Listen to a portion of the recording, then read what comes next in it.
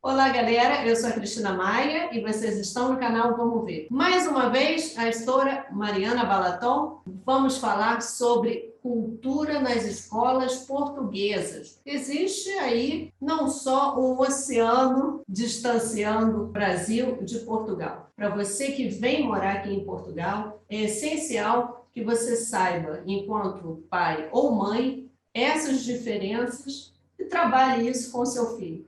Fica com a gente até o final desse vídeo. Vamos ver.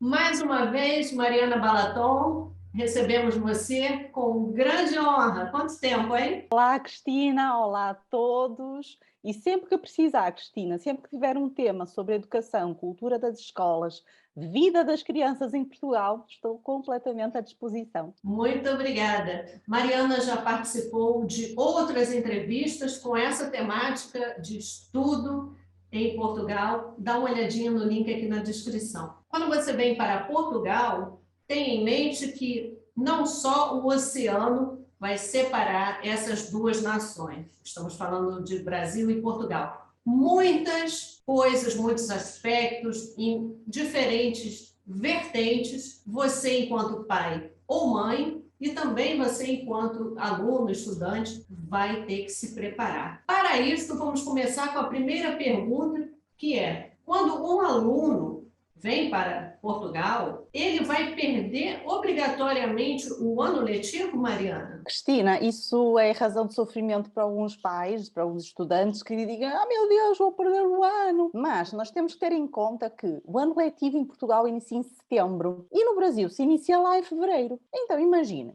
que um estudante do 8º ano, acabadinho de chegar no Brasil, em setembro, ele não pode entrar no 9º, porque ele nem terminou o 8º ano do Brasil. Então não faz sentido ele ir para o 9º, porque falharam ali uns meses. E nós temos de ter em conta também uma questão curricular muito forte. O currículo português e o currículo brasileiro, que é ensinado em sala de aula, é muito diferente. Muito diferente. Essas diferenças se dão por tempo. Em Portugal nós temos muito tempo mais de aula, porque nós temos um currículo nacional único muito forte, e porque quando os alunos forem para o ensino secundário, que equivale ao ensino médio, já vai haver uma redução das disciplinas, porque é que os alunos escolhem uma área de conhecimento para estudar. Então o currículo é muito mais denso. Então não faz sentido mandar um aluno, no meu exemplo do 8º ano, diretamente para o 9º, faltando-lhe uns meses.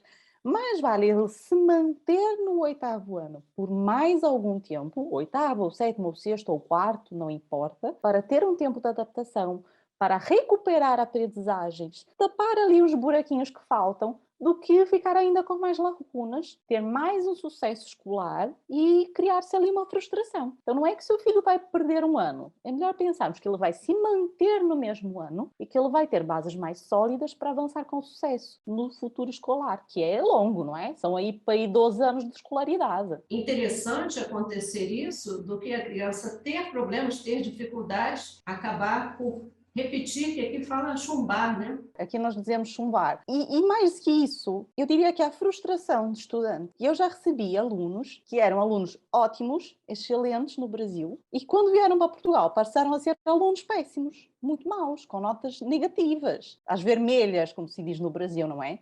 E o aluno fica com aquela coisa: mas eu era bom, o que é que me aconteceu? Este país não presta, porque eu era bom, eu quero voltar para o Brasil. E depois a criança, o adolescente, começa a dizer: quero voltar, quero voltar, quero voltar. E aquilo para a família, uma mãe que toma uma decisão de mudar de país porque quer o melhor para o filho, de repente o filho fica: quero voltar, quero voltar, quero voltar, quero voltar. Isso tem um impacto emocional nas crianças muito grande. E nas crianças e, por consequência, nas suas famílias. Eu já soube de alguns casos assim, e infelizmente eles tiveram que voltar para o Brasil por conta dos filhos, né? Em relação à vaga nas escolas, que também deve ser uma coisa bem concorrida, fala um pouquinho sobre isso e também quais os documentos que os pais devem providenciar. As pessoas precisam ter uma consciência de que é muito difícil conseguir vagas para as crianças pequenas. Não há creches em Portugal, há pouquíssimas. Aqui chamam-se infantários.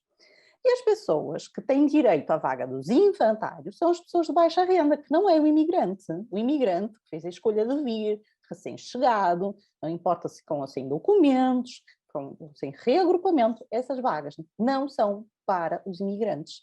são para pessoas que têm escalão, são para pessoas que declaram imposto de renda há muitos anos, que comprovam que não têm renda suficiente ou que têm uma renda mínima e que muitas vezes fazem o pedido da vaga quando ainda estão grávidas. Um imigrante que chega aqui com uma criança de 2 ou 3 anos, esquece, não vai conseguir. Para crianças menores de 4 anos é muito difícil, vou dizer de novo, é muito difícil. E o que é que se faz então com essas crianças? Ou infantários privados, que custam caro, estou a dizer ali em torno de 400, 350 euros por mês, obviamente a depender da região, da zona do país, interior, ou então as amas. Amas são normalmente mulheres que cuidam de crianças em casa. E atenção, quando for buscar uma ama, tem que ver se ela está legalizada, se ela tem seguro, que ela também não vai custar barato.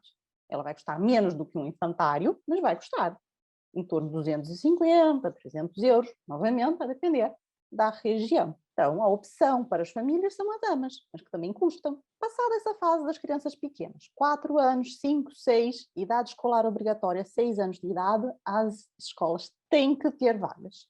O ensino obrigatório tem que ter vaga. Não conseguiu, disse que não. Insista, procure os direitos, reclame, peça o livro de reclamações, porque crianças acima de 6 anos têm que ter vaga nas escolas. Não importa, cheguei ontem, tem que ter a vaga. E o que é que vai levar na escola? O passaporte da criança e o teu, o histórico escolar apostilado, obviamente, se a criança já tiver estudado, se tem 6 anos nunca estudou, vai levar o histórico escolar apostilado, então, a certidão de nascimento apostilada. Depois, se tiver, leva o NIF, o NIS e a carteira de vacinação. Esses últimos 3, NIF, NIS e carteira.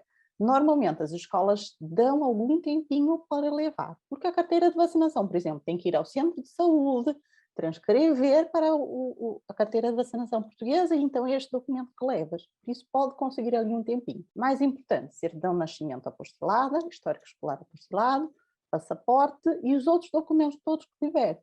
NIF, NIS, residência, visto, aí depende um bocadinho de cada uma das situações, mas crianças maiores de 6 anos têm que ter vaga nas escolas, é obrigatório. Eu lembro que Mariana já falou sobre isso em um dos nossos vídeos. Para você que tem curiosidade, link na descrição. Estávamos conversando em off, Mariana, a respeito da diferença entre uma escola pública e uma escola privada, né? Uma escola particular. Agora vamos trazer aqui ao público o preço em média. Claro que a gente não vai falar por Portugal todo, porque Portugal tem regiões, tem várias vertentes aí. Uma média, você teria como dizer se o valor é muito alto? Aqui em Portugal, sempre que é privado, nós dizemos colégio. Então, é a escola pública e o colégio. Então, eu diria que não encontras um colégio por menos de 500 euros. E aí, obviamente, o preço vai aumentando conforme mais coisas vai tendo no colégio. Então, há colégios que são 500 euros de mensalidade, mais as refeições, que aí variam 150, 200 euros por criança, não é? Porque as crianças almoçam na escola, o ensino português é um ensino integral. Depois, as escolas privadas, os colégios, eles pedem uniforme. Já as escolas públicas não pedem uniforme, em idade nenhuma. Mesmo as criancinhas pequenas, elas não usam uniforme, usam uma bata por cima da roupinha, e a bata pode ser da cor que quiser, a maneira que quiser, comprada onde quiser, mas tem que levar a bata. Já os maiores vão com a roupa que quiser. Colégios já exigem o uniforme. E há colégios que exigem inclusive as meias. Então imagina, isto tudo tem um preço que é um preço, não é? Não é para o bolso de toda a gente. E também uma escolha da família. Pá. Eu quero que o meu filho vá de fatinho, gravata, meias subidas, passar aquilo tudo a ferro. Ou sou uma mãe que, pá, se calhar isso não é para mim. Quero um colégio internacional. No Porto, Lisboa, em Coimbra, nas maiores cidades, vai encontrar o colégio francês, o colégio alemão, o colégio britânico. São escolas que trabalham com culturas de outros lugares. É uma coisa que pretende para a tua família, para o teu filho? Se sim, esses colégios podem ser uma opção. Mas, obviamente, tem em si ali... E eu lembro que a gente já tinha comentado sobre isso em relação a uma escola pública no Brasil e uma escola pública aqui em Portugal. Nós já falamos em outros vídeos que é muito diferente, isso daí é justamente uma coisa bem cultural. No Brasil, as pessoas têm que têm um pouquinho mais de condições, colocam os filhos em colégios, né? Em escolas particulares. Aqui em Portugal, a gente percebe que existe uma coisa bem uniforme, porque todos vão, quer dizer, eu não vou falar todos, mas a maioria vai para a escola pública. E o ensino daqui é bom.